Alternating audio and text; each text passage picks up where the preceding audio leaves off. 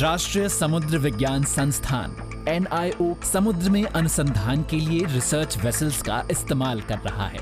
ऐसे 2 वेसल्स में से एक है सिंधु साधना।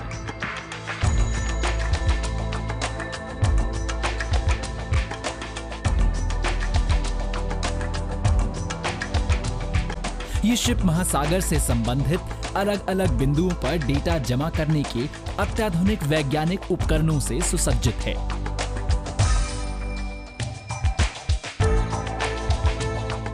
सिंधु साधना देश में बना पहला अनुसंधान पोत है, जो 12 जुलाई साल 2014 को CSIR NIO के अधिग्रहण में आया। 80 मीटर लंबा और 17.6 मीटर चौड़ा ये मल्टी डिसिप्लिनरी रिसर्च वेसल 57 कर्मियों को ले जा सकता है, जिनमें 29 वैज्ञानिक और 28 चालक दल के लोग शामिल हैं।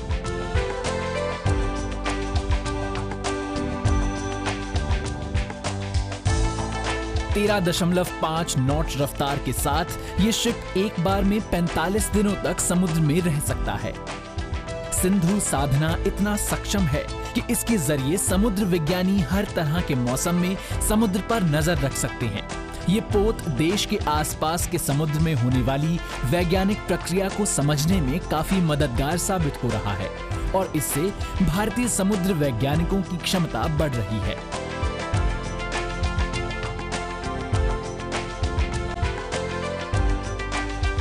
अपनी स्थापना के बाद से ही सिंधु साधना भारत के चारों तरफ समुद्र में होने वाली प्रक्रियाओं का अध्ययन करने और भविष्य में होने वाली समुद्री पर्यावरण बदलाव की जानकारी देने के लिए तैनात है।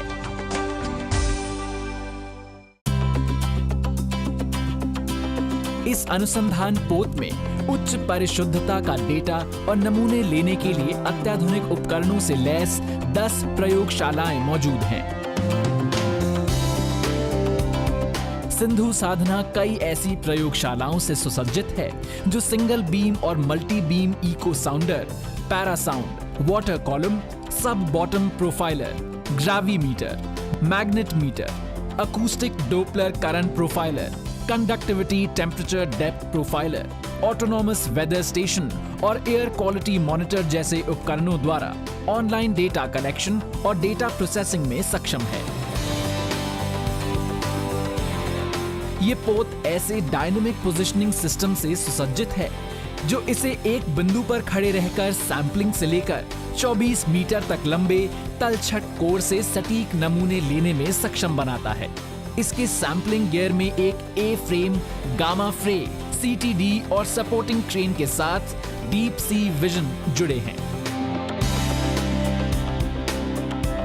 इसके साथ ही पोत से उपकरणों की सटीक तैनाती की सुविधा है।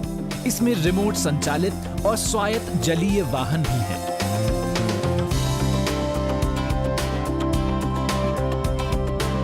इसके अलावा सिंधु साधना द्वारा बंगाल की खाड़ी में हाई रेजोल्यूशन मैपिंग और सैंपलिंग के जरिए अपठतीय विकास, मिनरल प्रोस्पेक्टिंग, पेट्रोलियम और हाइड्रोकार्बन खनन के लिए उपयुक्त क्षेत्र की पहचान की जा रही है।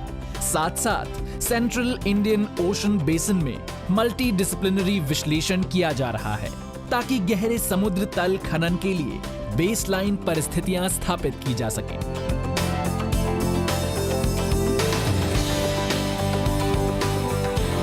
पोत द्वारा समुद्री वातावरण में मिली कार्बन डाइऑक्साइड को जब्त करना और कार्बनिक पदार्थ को खत्म करने में तलछटीय प्रक्रिया के महत्व को समझने के लिए भी अध्ययन की योजना है, जो कि ग्लोबल कार्बन बजट में महत्वपूर्ण भूमिका निभाता है। सिंधु साधना का इस्तेमाल शोधकर्ताओं को समुद्र विज्ञान प्रशिक्षण देने और हिंद महासागर क्षेत्र में दूसरे देशों के साथ सहयोग को सुविधाजनक बनाने में भी किया जा रहा है। ये पोत अपनी अत्याधुनिक तकनीकी क्षमताओं के साथ देश के समुद्र वैज्ञानिकों के लिए काल का वो पर्वत है जो इस युग में समुद्र मंथन के काम आ रहा है।